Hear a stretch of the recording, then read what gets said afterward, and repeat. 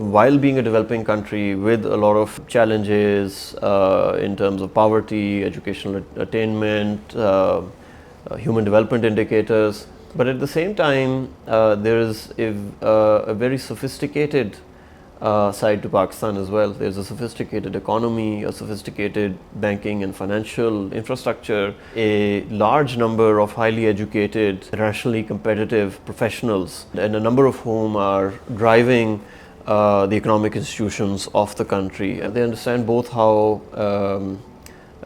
Western economies work, but they also understand what it takes to get things done in a purely Pakistani environment.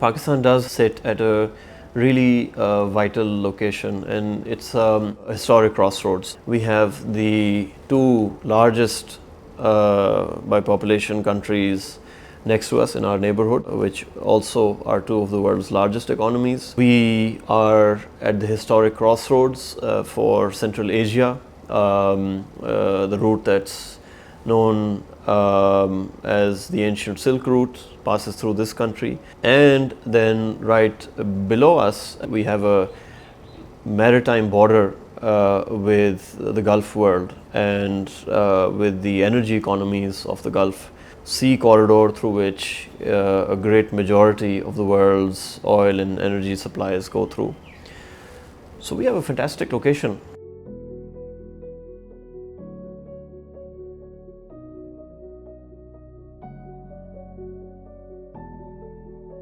If you just think about that location for a second, it immediately comes to your mind that if we had a high quality trade, transit and logistics infrastructure in the country, it would immediately lead to very significant, tremendous economic benefits for Pakistan. It's certainly something that the USAID PREIA project has been working on and investing in over the course of the last 9 years.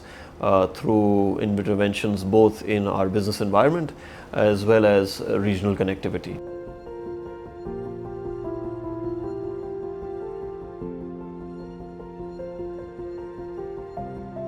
Amongst the fraternity of projects that DAI has implemented, our longest running project in Pakistan, and we've been here for a long time, since the late 1950s in fact. PREIA is in its final year of operations, worth reflecting on what might the legacy of this project be. So that includes reforms such as reorganization of the Trade and Development Authority of Pakistan. It includes setting up of the first Act and Rules and Regulations for the Trade Dispute Resolution Organization, TDRO. It also has included a very significant flagship initiative known as the Pakistan Single Window, which is to date one of the most innovative digitization initiatives in the country. In addition to these, the implementation of the international transport system, the TIR system of the United Nations.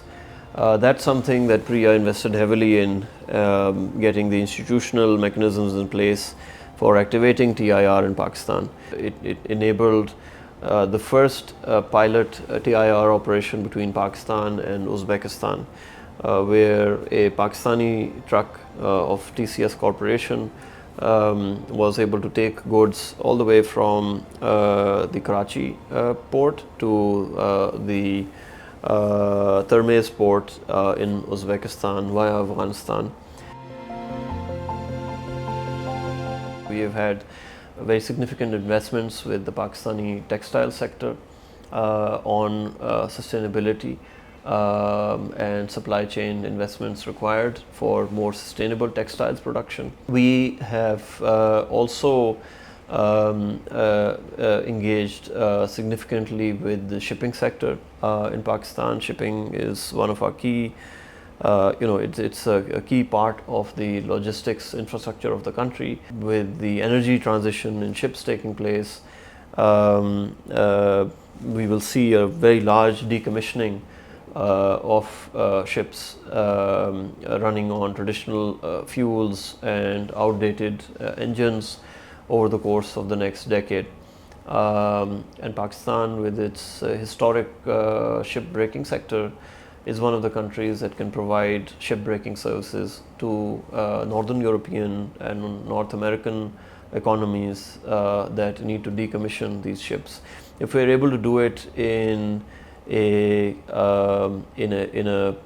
climate smart and green manner, then we would be a very attractive location for that business.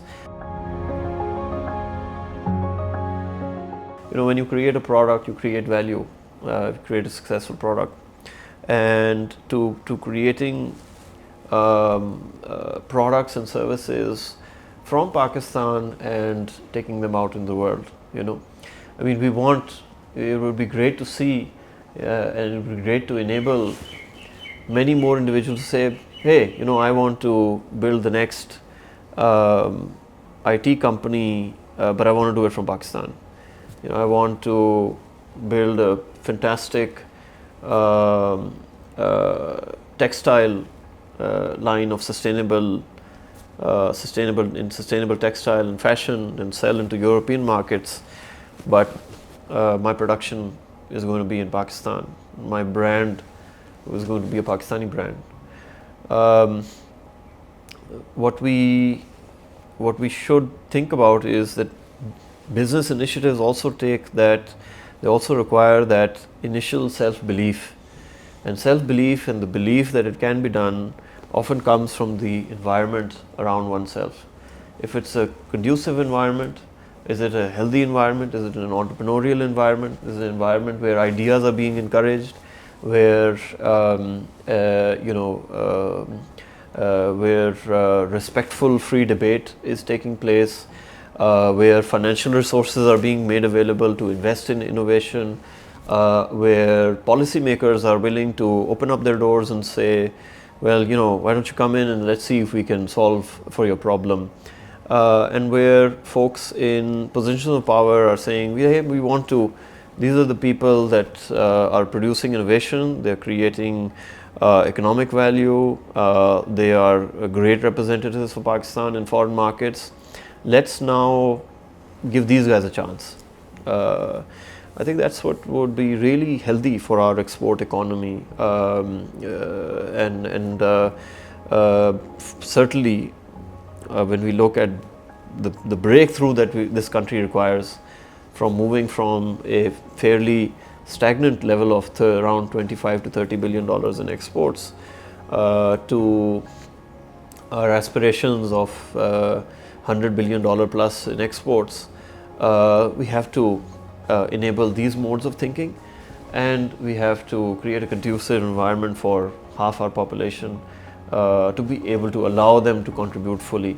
I think we would see great results at a fast pace if we started thinking this way.